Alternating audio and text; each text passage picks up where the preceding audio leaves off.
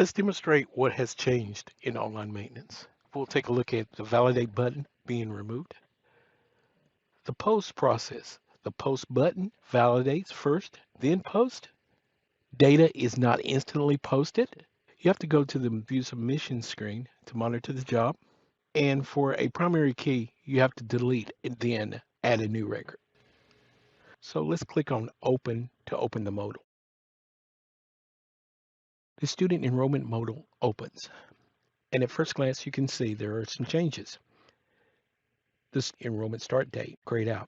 That means that they're primary keys and they cannot be edited. The other change that you will notice is there is no validation button. There's only the post button. The post button is combined with the validation button to submit the information to the ODS. So when you click the post button, it will validate first, and then once it validates, it will submit the data to the ODS. Now let's go into the demographic and make a change. So we'll click on open. You'll see the modal is the same. You have your post button. Because it's the demographic, the modal has a delete button. If you have multiple records, a delete button will appear also. So let's make a change really quick. Let's add the student's race. The guardian level has to be answered. And you want to make sure all the indications are done. Then we can click post. You see the indication for posting is checking to see if it can be submitted as a batch file. We are back on the student detail screen. The information we entered in the record is not showing posted. When you post in online maintenance, it doesn't post immediately to the ODS. It goes through stages. So what you would do is you will have this indication comes up to view submission details, right? You can take that and go to view submissions. And you can see the status changing here by hitting F5. 5, posting. You can also go into view submissions here and see the status change.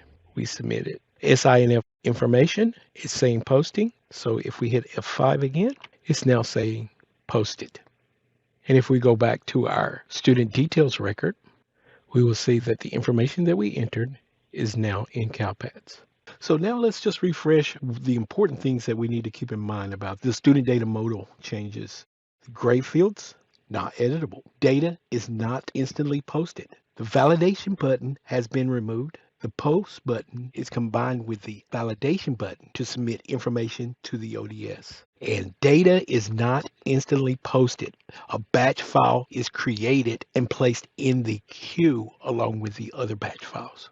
Now that we've completed the process of editing a record, let's go add a program record to reinforce what we've learned. So we'll click on Add New Record. The modal appears, and notice there's no delete button here because this is the first program record being added. And let's add a free price meal. We'll go to the School of Attendance, and then we'll go and add the free price meal. The start date, we're going to say started at the beginning of the year.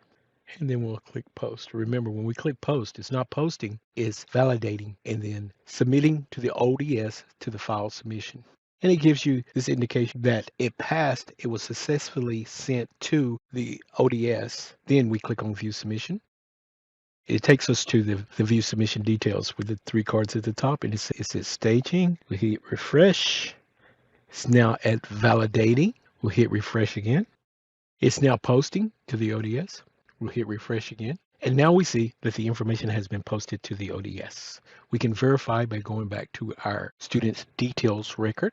And as we scroll down to the student program, we can see that the free meal program has been posted with the start date of 8/10/21. Now let's delete the student program record. Click open, the modal opens, and you click the delete button. You have a choice. Are you sure you want to delete this program record? Yes, we're sure. Posting, same process. Staging process, it goes to the view submissions again, standardize, validating.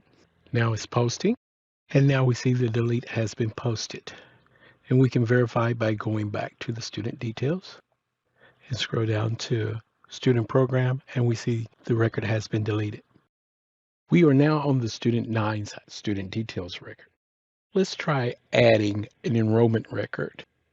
If you leave out any of the asterisk fields, it will generate an error. So if we go ahead and place in school of attendance, we're going to forget to put in the local student ID. He's still going to be in the second grade, and the start date is the same start date, August 9th, 2021. All the other information is there, and we'll click post. It immediately comes back and says it's validated an error, and we left out the local student ID. That's a required field. So let's go in and place in the local student ID. So we corrected that, and we're still primary, and all the other fields are the same, and we'll click post. The validation states it is successful. What that means is has taken the data that we've entered and placed it up against the ODS for verification.